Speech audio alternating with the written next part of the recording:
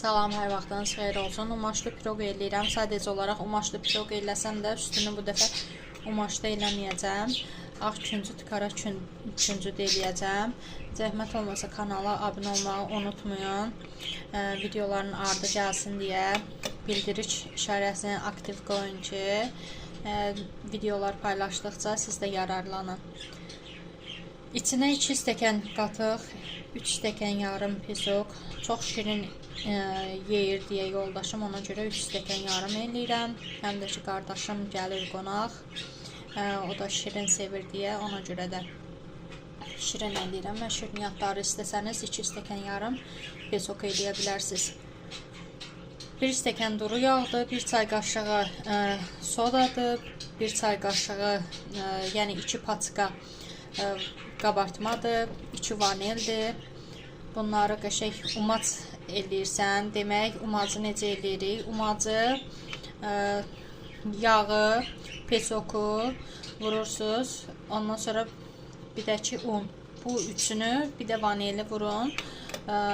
Umac halına gətirin. Umac halına gətirəndən sonra 1 stəkan götürürsünüz üzəri üçün. Mən üzərini götürməyəcəyim üçün ona görə mən götürmədim.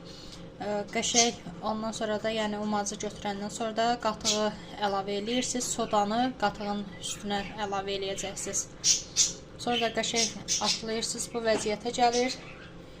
Un da 4 stəkandır. Podinesimizin də kağızını mən qatladım. Özünüz də görürsünüz qat formasını.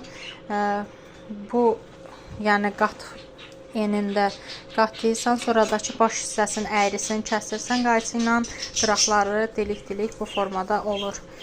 Onu da TikTokda bir xanım sağ olsun, ondan görmüşdüm. Xəmirimizi əlavə eləyirəm.